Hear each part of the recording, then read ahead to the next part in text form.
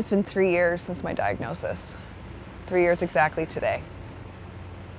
And it is very surreal and very shocking that I'm sitting here about to embark on the biggest journey I ever envisioned.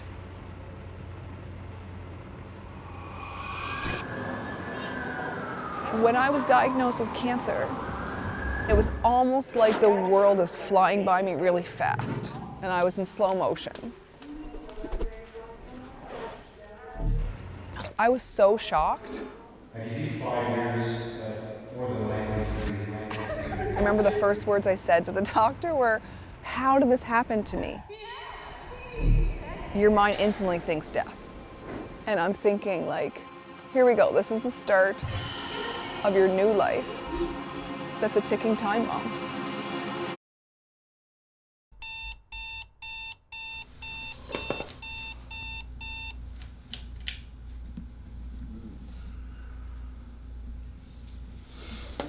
For these last 3 years, I've carried a weight on me in the back of my mind thinking, this doctor could be right.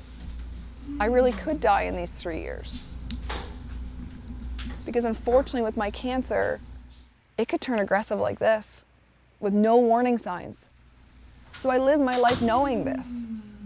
I live my life knowing that tomorrow is not promised to anybody, but it's certainly not promised to me. I have innumerable lung tumors. At that point, I only had 15 liver cysts. Now I have innumerable. And I found cancer down my leg. And I was expecting, like, where's the chemo? Where's the radiation? Isn't this what we do, is start right now? But no, I was told to go home and wait for a phone call. And so my mom hopped in the car, put me in the passenger seat, and it's an 1.5-hour drive from Moncton, New Brunswick to Charlottetown, Prince Edward Island.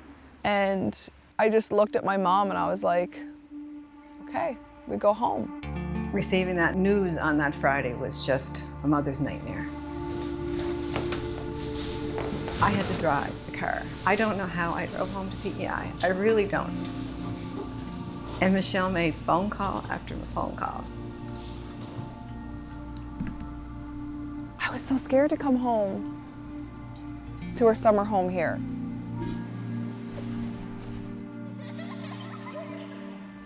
I had to see my kids. My husband I only told over the phone. I had to face my sister. And I didn't want to tell her because I didn't want to worry her. I was more worried for her than I was for myself. Because I love her so much. What I remember is sitting in the living room up there at the cottage. She was sitting there, I walked in, and I went over and sat with her, and I just said, oh my gosh, you're here, okay, so this is good. And she said, no, it's not good. And I was like, what? Well, you're here. And she said, it's cancer, and it's terminal. And I remember just kind of hugging her, and you know, we had our moment or whatever, and it was just life altering, really was. When it comes to her diagnosis in that period of time, I was crushed, and anytime I tried to find ways out, all of them led back to me raising my children on my own. I didn't have the software for that, so I didn't know what I could optimistically move my way out of that situation with. I didn't know what to do. I was hopeless, yeah, kind of hopeless. The prognosis was not good, you know. And I thought when we left Moncton, right away we'd get into chemo, we would get into treatment and all that, and that's not how it works in the world, especially an unknown sarcoma that she has.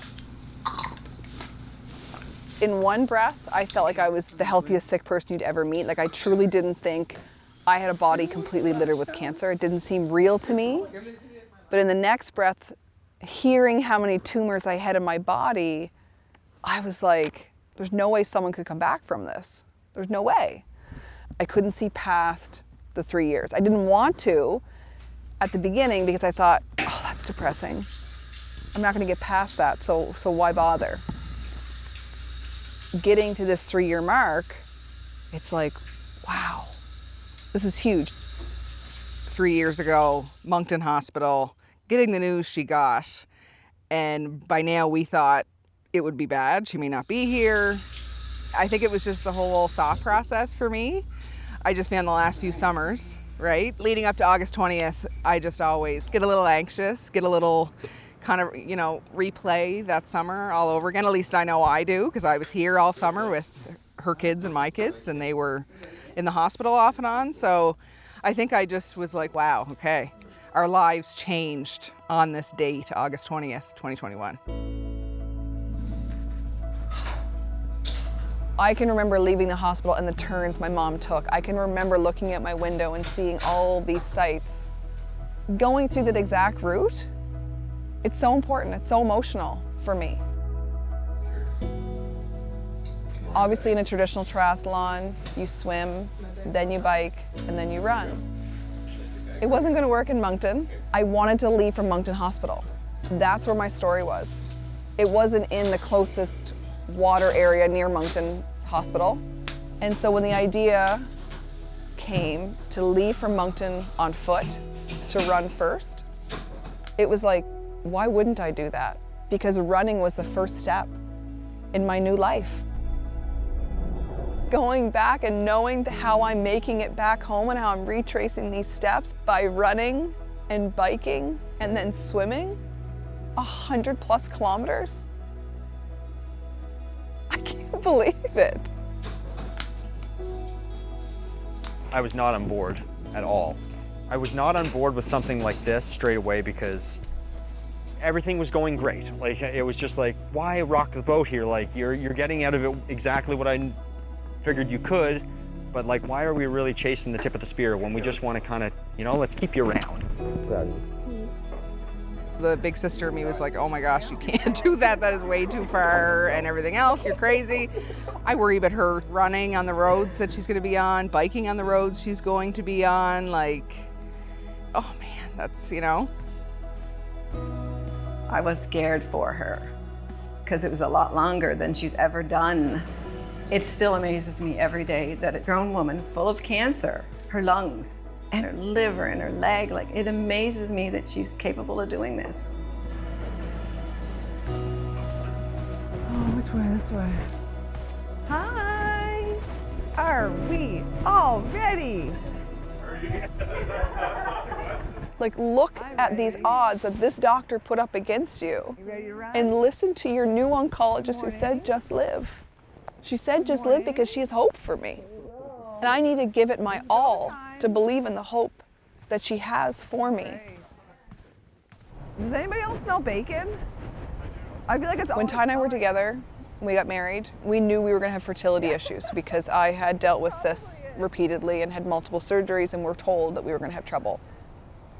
So when we overcame the fertility challenges and got pregnant with Gabriel, Dean Joseph, our first child, our entire world changed.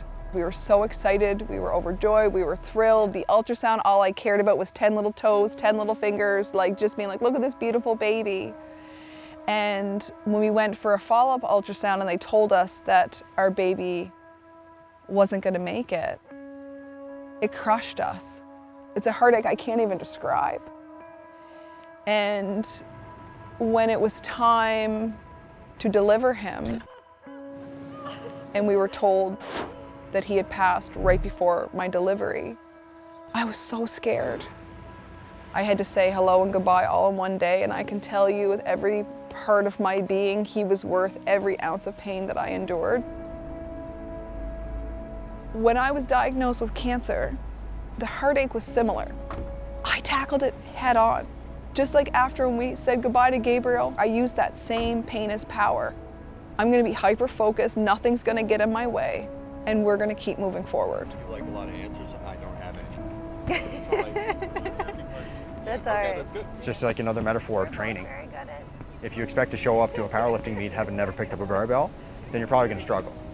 But if you're exposing your body, your mind, your spirit to the intensity that's going to happen, your body can adapt and can sustain the trauma that you're going to expose yourself to. And if you do that voluntarily, then it's all the better. But Unfortunately, we weren't voluntarily in that situation with Gabriel, but I think it did temper her spirit. She's always been strong-willed, like crazy strong-willed. Ready? Yeah. Got this, bud. All right. I think he'd be up there cheering me on. He has so many beautiful people up there caring for him. But Mama is someday gonna be with him, and that's why I'm not scared to die. But not today. I'm not dying today. When she left there yesterday, I was on fire, excited for her. Feels pretty good to run out of there this time. Here we go. Running out of the hospital this time, seeing Ty right there. To describe it in one word, it was powerful. Ready? Yeah, let's go. Let's do this. Then looking across the crosswalk to Carolyn, it was like, all right, let's do this, I'm ready. It felt amazing. It feels good to run out of that hospital. Oh my gosh, here we go. Her being able to walk out of those doors under her own power was as much a part of the reframe as the entire route. I never would have never pictured you as The priority for this event for me is help my wife reframe that route. She equates that route to lack of control and lack of ownership on her terms. So I want her to confiscate that back and reframe it for herself. I'm very stubborn. I'm a very stubborn person. I feel like I could do anything that I set my mind to. If I'm focused on something, I'm gonna make it happen. It's like anything that Michelle wants to do. If she wants to do something, she's going to find a way to convince or compel you to do it. So I know my lane and I stay in it. And I'm happy with that. And I love it. And I love her to death. Pretty good route so far, Carolyn. We're doing pretty good. It was the middle of the night, and I was laying beside my husband who was asleep, and I was just scrolling, just mindlessly scrolling through Instagram, and all of a sudden I came across this one reel. And it was this beautiful woman named Nikki, and she was doing a headstand and laughing hysterically at herself.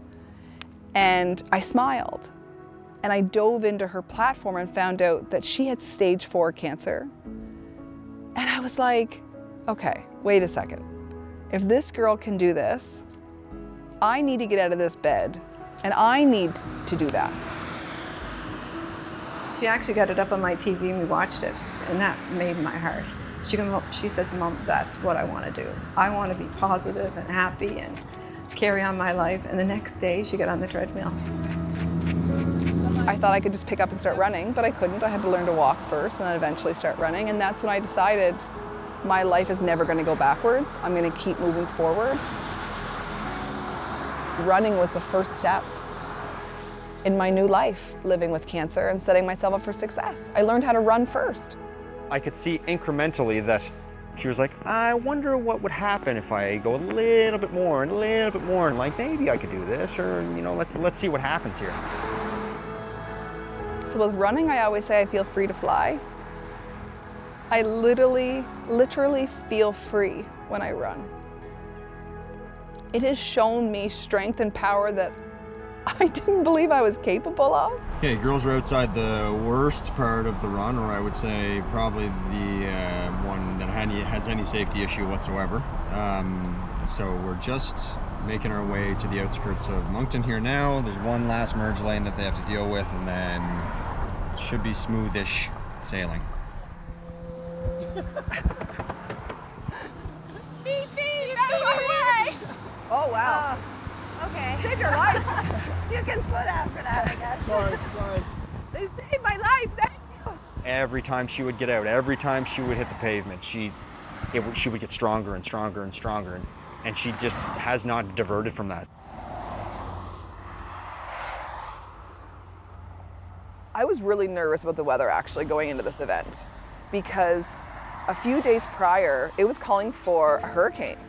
And I think 2 days before, the hurricane took like a sharp turn on a Sunday. The event was on a Tuesday, so we were like, okay, I do have a genuine fear of thunder and lightning to begin with. And so I was a little nervous about that. And then all of a sudden, I don't know what we were at, like around 10 to 12 kilometer mark, it started to downpour.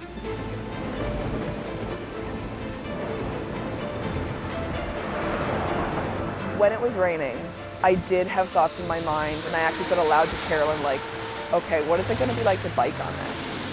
I'm still new to biking. I don't think I've ever biked on wet pavement before. I look over at Carolyn, like, how is this gonna go?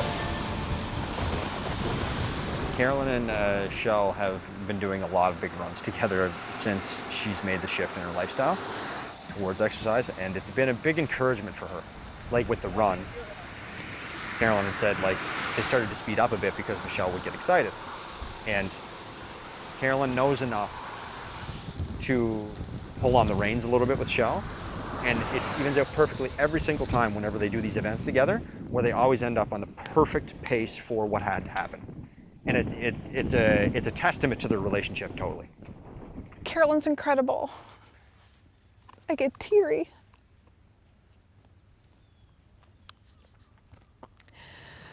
I have a goal and I tell her and she's like, let's make it happen. I'm right there beside you. How many kilometers you in? 19? Ready? Getting pretty close. I can tell you with 100% certainty I could not have done that run without Carolyn. There's no way. Being able to run alongside of her gives me this motivation like no other. We were doing our jumping photos and just like having fun, and that's what running's all about. And that's what I wanted this event to be, was making it fun and joyful. I got to do that with her. We are at the Shediac sign, which is the transition point. First transition point where she's going to get on the bike.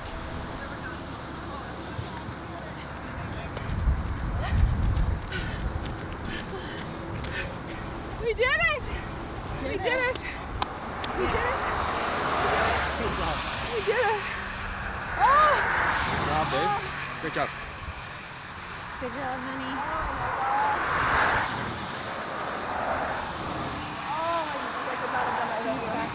I couldn't have You're gonna do amazing. Oh, I'm so grateful to you. Oh, Thank you. thank you. Incredible. You're the most incredible woman.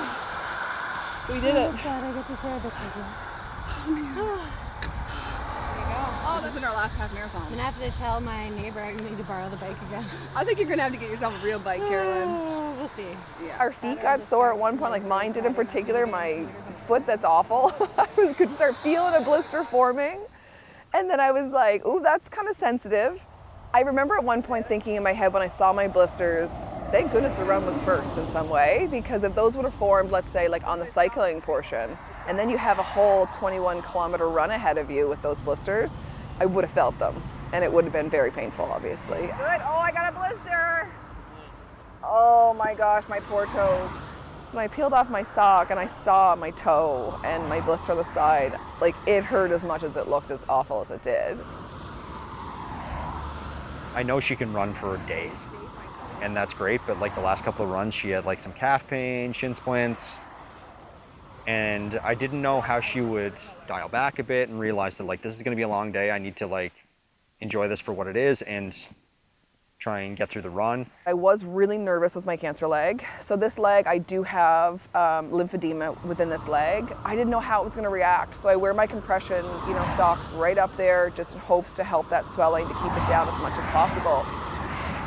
I was a little bit worried getting my cycling shoes on. Like, am I gonna feel this? Because I'm gonna have to bike for like 100 kilometers. Like, how's that gonna feel? Get my cycling shoes on because I'm a cyclist now. Woo! All right. Jacket on. I didn't own a bike.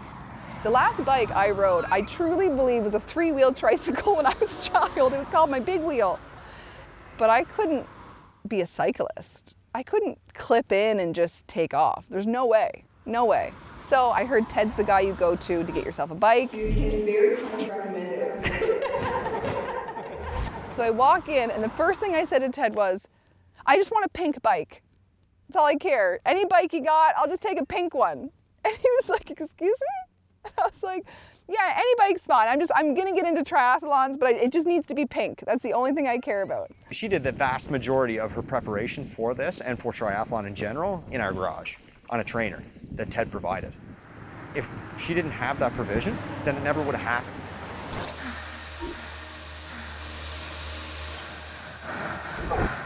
He sent Ty a message and said, I need Michelle to come into the shop. I want to take her out on the open road for the first time. And I arrive at a shop, and he had said, okay, Michelle, it's time to get her stuff on. We're going to go out and go for a bike. Go grab your bike. And I start walking towards where I thought my bike was. He goes, no, it's your bike over there. It's this beautiful pink, purpley sparkle bike. So then it was time to go for my first outdoor bike ride. And I looked at Ted and I was like, Ted, I can't clip in. I've never even biked outside before. I don't think we should clip in first. You know what kind of work we have to do? I was wobbly, like I was just learning to balance. And he's like, oh, you really are a beginner. I was like, yes, I am, Ted. Onto the bike, fuel taped on. Biking is still so new to me. I just started in January and I just learned to clip in, like literally clip my shoes into my bike where you're locked in it. That was a huge fear of mine. It was a huge learning curve, and to be honest, it's still something I'm terrified about. It's probably my biggest fear going into this event. I hopped on my bike and I took off, and you guys were like, we'll catch up to you, we'll see you in a minute. And I will tell you, I did start freaking out because there was no one around me.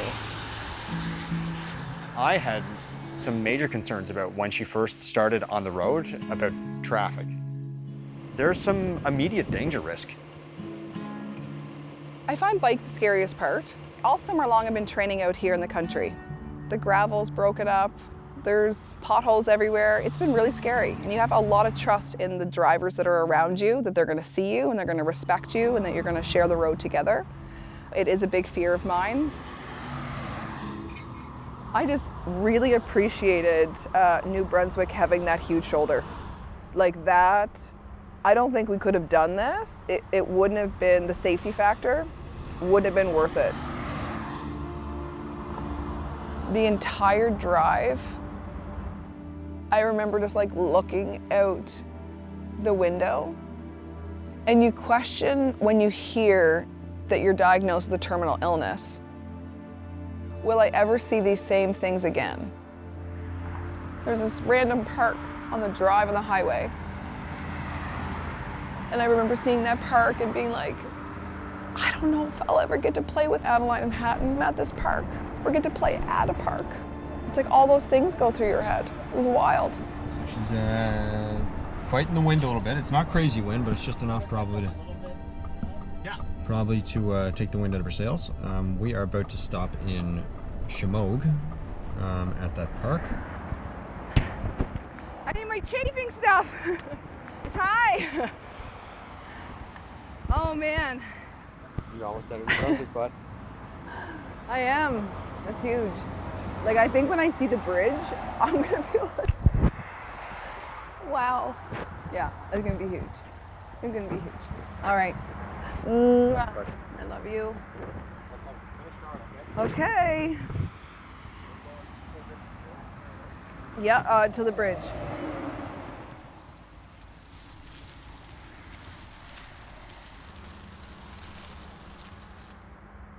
Yeah, I can't get over that. I think it's too nerve-wracking. I'm just so new. All right, I'm gonna run. Get another run in. All right.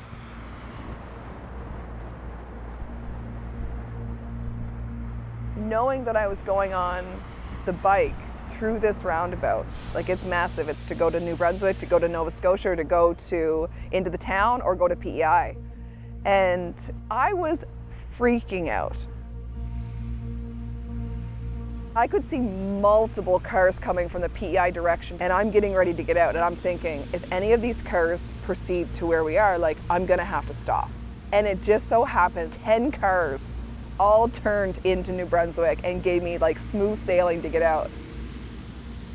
In that roundabout, I'm like, I gotta go. Like, I gotta go as fast as I can. I felt like I was like in Indy 500. Like, I was flying.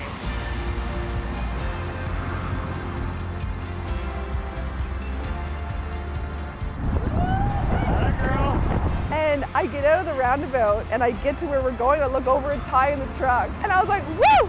Like, it was wild. It's just me and the bike. It's 3 hours and 55 minutes of just being in my own thoughts. But at one point, I just think of Juliet and a song came in my head and it's Unstoppable by Sia, which is like her and I, we love that song, and she'll always hear the radio go, Mama, it's your song. I'm unstoppable. I'm a Porsche with no brakes. I'm invincible. It's a song that Juliet and I will sing together, especially on my rough days when I was taking my daily cancer treatment and the pain was really bad or my mouth sores were really bad. We'd sing it together. It was just a beautiful moment to just think of Juliet in that moment and be like, she'd be really proud of me if she saw this. I'm definitely running on a high, especially coming on this last break of road here before the bridge. It's amazing. I can't believe that I'm actually doing it.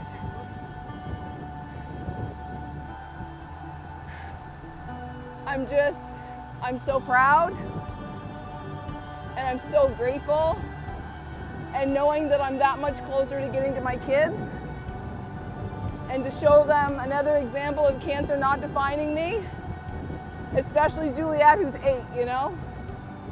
She gets it, and I can't wait to show her how strong I am, and I hope she's really, really proud.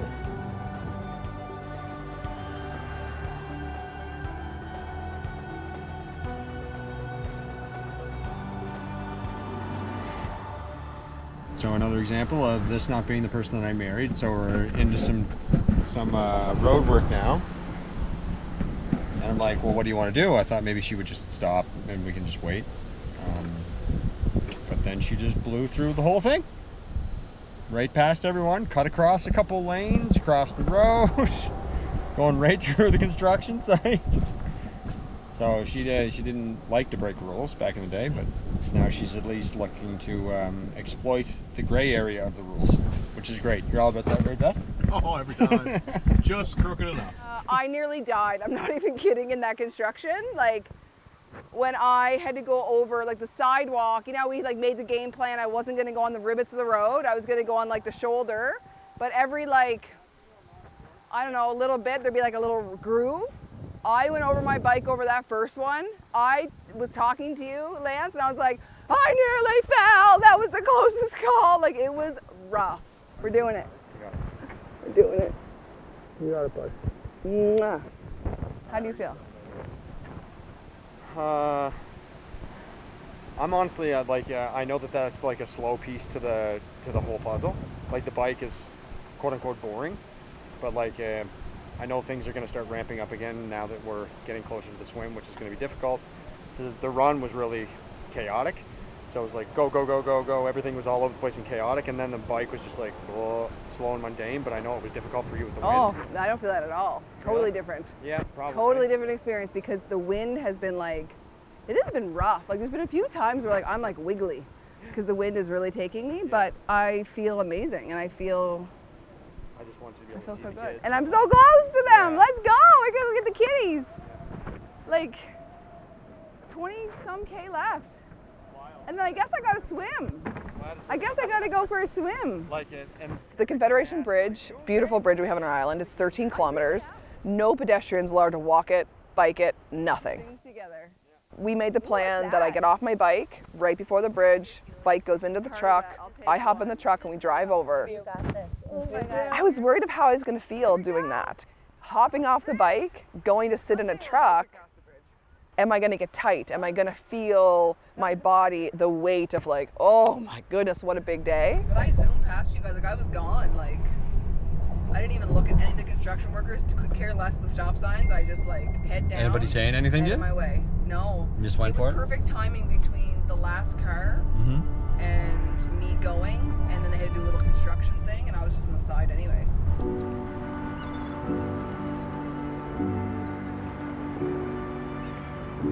So we got off the bridge and we landed this most beautiful, picturesque place. It's a lighthouse. It was important for me to stop here in particular because I want to take the moment in and look over at New Brunswick and be like, I just cycled all the way from Shediac, New Brunswick, to PEI.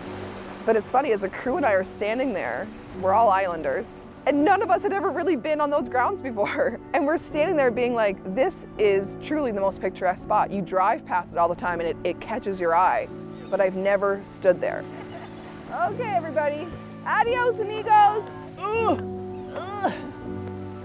Here we go, bye.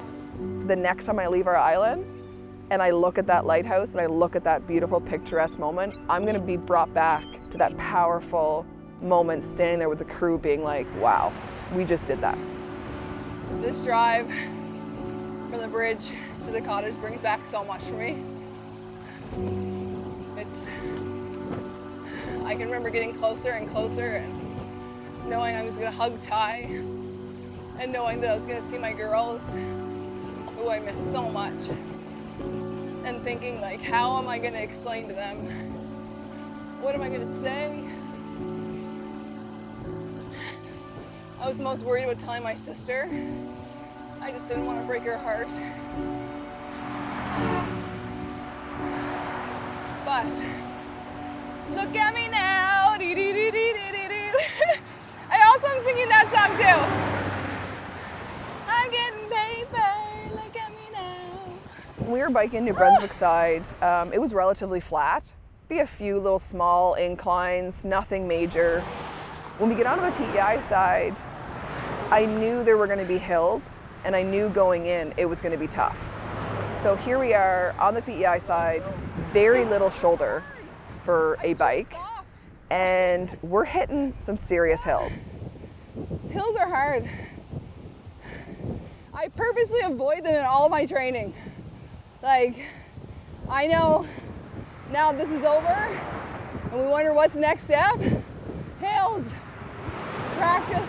I wanted to check in with her like a couple of times because I know that the bike, I don't want to say is her weakest modality, but at the same time, it's like, it's the one that she struggles with the most, and I knew it was like her longest ride ever. I try and take as much speed into that hill as you possibly can. Love you. All right, here we go. Downhill. Come on. Ah! My hand, that was rough. About 90 kilometers in, that the numbing was like starting to kind of annoy me, because you're holding your handlebars, and when your hand goes numb, I don't even know if I'm holding on anymore. Like, it totally loses feeling. So I often will take my hand down and I'll kind of run my hand down and try to just get the blood flowing again properly.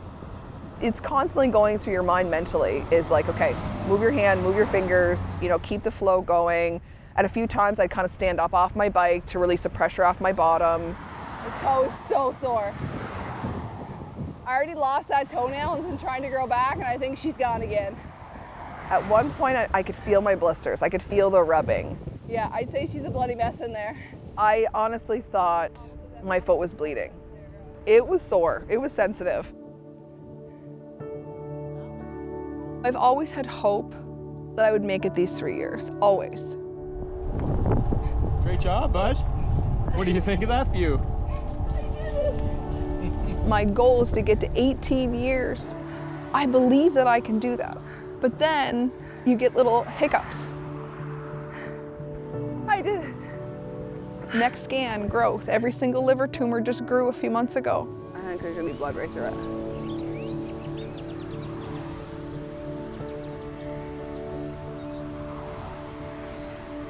My treatment's an experiment. There's no proper treatment protocol for my cancer. I took the 4 little pills that I had to take every single day for almost 3 years. This med would create mouth sores to the point where I couldn't eat or drink. I was trying to train for this triathlon, and it kept getting in the way, and I kept getting pushed back. She just had no energy, like none. Like, she'd be in her house coat all day, in the cottage, on the couch or on the chair. So who remembers last triathlon? And I put my wetsuit on backwards, like even like zippered it, and I was like, this doesn't feel right. Deciding to stop these meds was scary because we didn't know how my body was going to react. We still don't. There's a question mark there that we'll probably have an answer to in the near future, but we're thankful for how she's feeling right now. The point changed when she started really training for these triathlons. I'm thinking, okay, she's doing it, getting stronger by the day. And yeah, I think this year was the biggest eye-opener that I'm going to have her around for a long time. Ty, I'm going to need you here, hon. Help me shimmy this because I'm so The first time that I actually saw her swimming with a swim coach, and she was producing like pretty decent numbers, I was like, what is happening here? How did you meet her? I just sent her a message. She's not going to just live, she's going to live forever.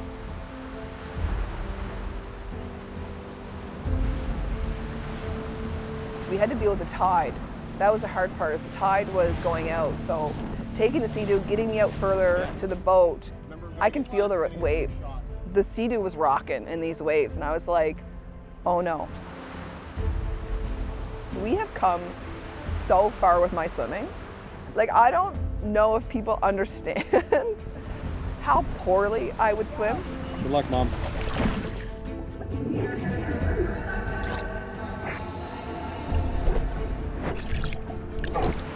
When she jumped in the water, I was like, let's finish the job.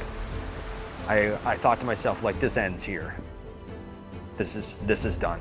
I remember thinking, like, no one's making me do this. Like, I could easily just hop on that boat and be like, I'm done. My biggest fear for her was the swim, because we had looked at the ocean that morning. It was kind of ripply, and that's her hardest part of all of this, is swimming, you know, in rough tides. And I witnessed it, and it is difficult. Like, you just never know, right? What's out there, and the tide and the current. It's just a lot. Like, I think sometimes we forget, like, she does have stage 4 cancer amidst all of this. We're about a quarter of the way through the swim. She's doing great, looking strong.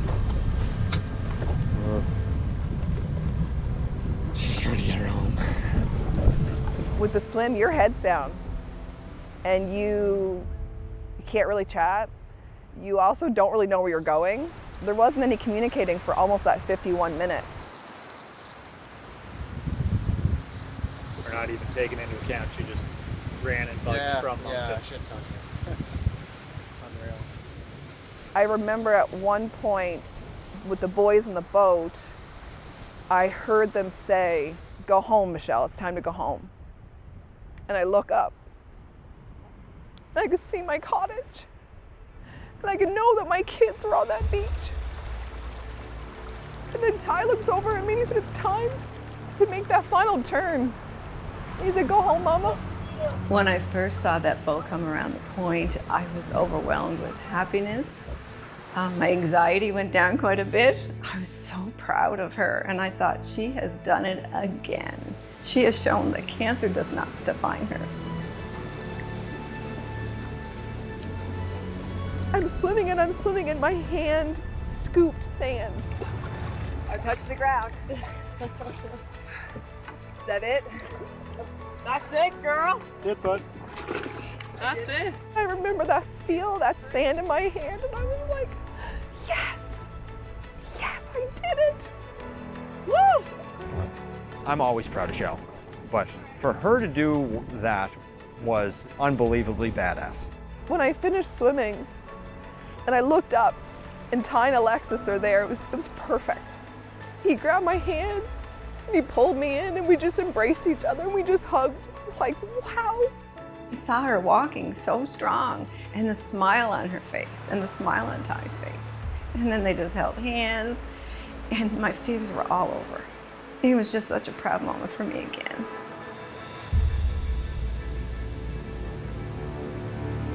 When I'm walking up there with her, it's like, wow, look at you. Look how far you've come. Look what you've done. Like, look what you've done for yourself. Yeah, pretty cool. Pretty cool.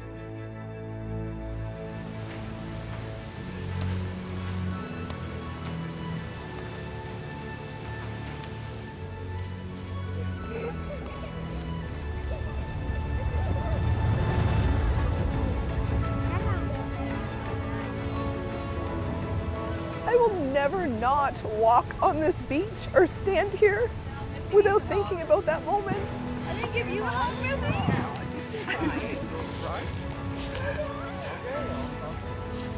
I kept saying I'm doing this to rewrite my story. In the middle of the event, I realized I'm not only rewriting my story, but I'm repaving that road. And I did just that. I did it. And I think everything's just beginning.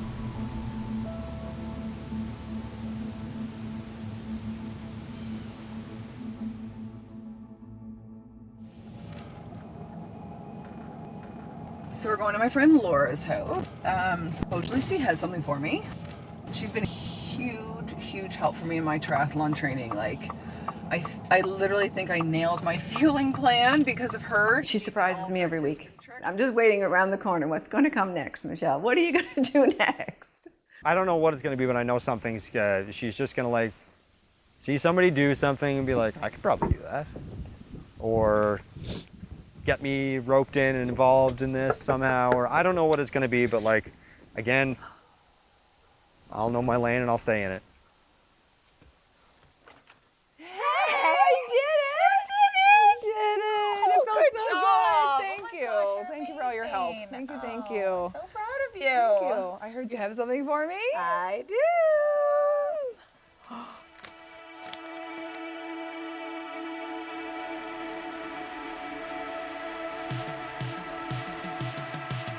I loved it. Honestly, really, it felt refreshing. Yeah. It made me feel alive. It felt good. Terrifying for me, but anyway, here we are. We're almost at the end. I feel like the possibilities are endless, like of what I can do. I'm crying because I'm so proud of my body. Talked about a lot of roadkill that we saw. We saw a pretty gnarly raccoon. Dead raccoon. That makes nice footage right there, love. Oh, is Steve gonna drive over him? Yep. Oh, Johnny did drive over him. I think he saw him at the last minute.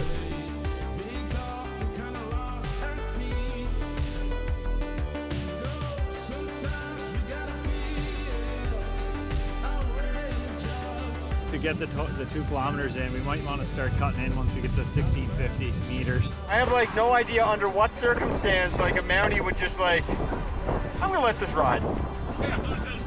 Wouldn't it be fun to see him again and ask him, like, why didn't you pull us over? Yeah, exactly. What happened? Maybe he's like, you know what, you were so bold with that guy in the back that... I honestly cannot get over how incredible I feel. I think this like fueling plan that my friend Laura gave Ty, and I'm following it like to a T, it's making such a difference. This is my fastest cycle I've ever done. Feels good. Oh, that feels good. I can't believe we just did that.